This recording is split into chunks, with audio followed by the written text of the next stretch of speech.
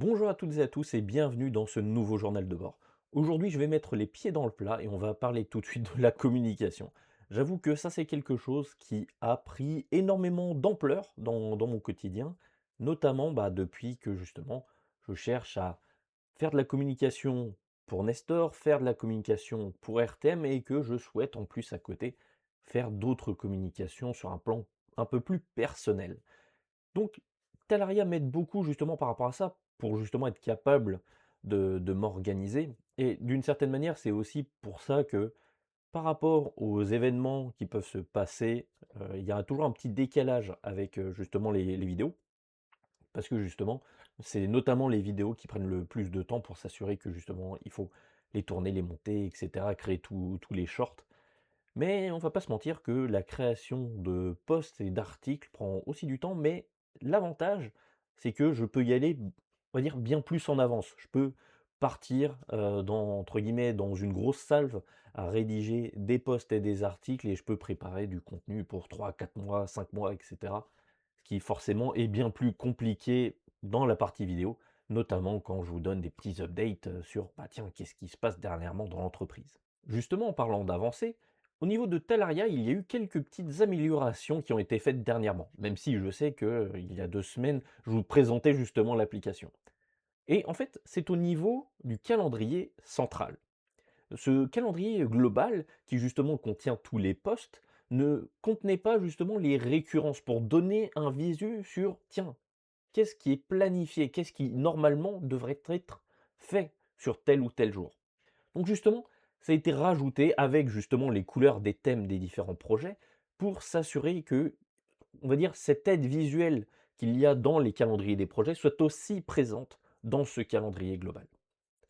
Bien évidemment, tout comme justement vous êtes capable de cliquer sur une récurrence pour être capable de créer facilement un post, vous avez la même option depuis le calendrier global, justement dans cette même optique de pouvoir créer facilement du contenu et faire en sorte que vous n'ayez pas à naviguer partout dans le projet pour être capable de créer le post que vous souhaitez. Sinon, toujours dans les avancées, actuellement il y a eu de grosses avancées aussi du côté de Nestor sur la partie mobile. Donc là, il y a des grosses avancées sur justement la gestion de toute la partie paiement, parce que vous n'êtes pas sans savoir que si vous faites une application mobile, vous devez publier donc, on va dire, vous ne devez pas, mais on va dire c'est mieux si vous publiez sur les stores officiels d'Android et d'Apple. Et si vous passez par ces stores-là, donc qui forcément sont les plus accessibles, bah, de facto, vous devez utiliser leur système de paiement.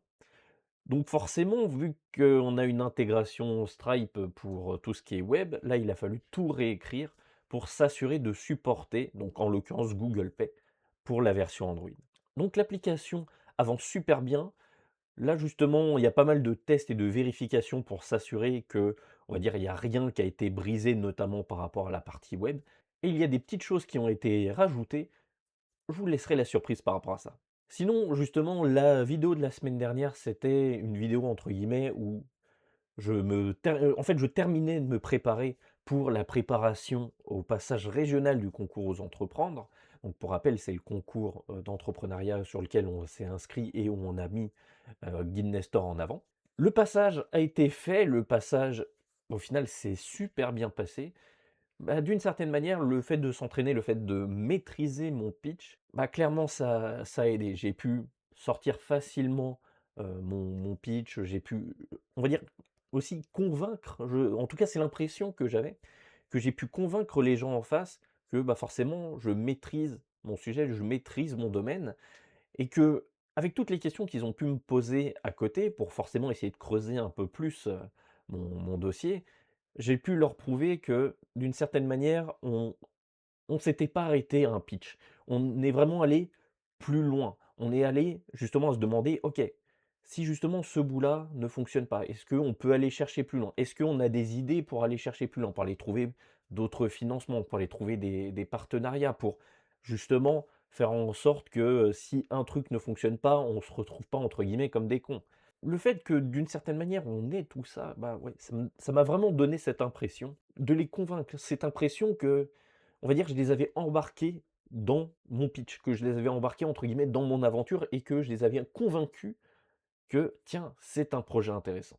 Donc maintenant, on va attendre les résultats qui devraient arriver d'ici quelques semaines. Donc c'est tout pour aujourd'hui. En effet, c'est une semaine qui est un peu plus light. Comme je vous l'ai dit, bah, la communication m'a pris pas mal de temps, donc pas forcément eu le temps non plus d'avancer sur énormément de sujets. Mais bien évidemment, on se retrouve dès la semaine prochaine pour plus d'avancées sur les projets, en espérant que j'aurai eu l'occasion de travailler un petit peu plus sur de la valeur pour l'entreprise. En attendant, prenez soin de vous. Tchuss.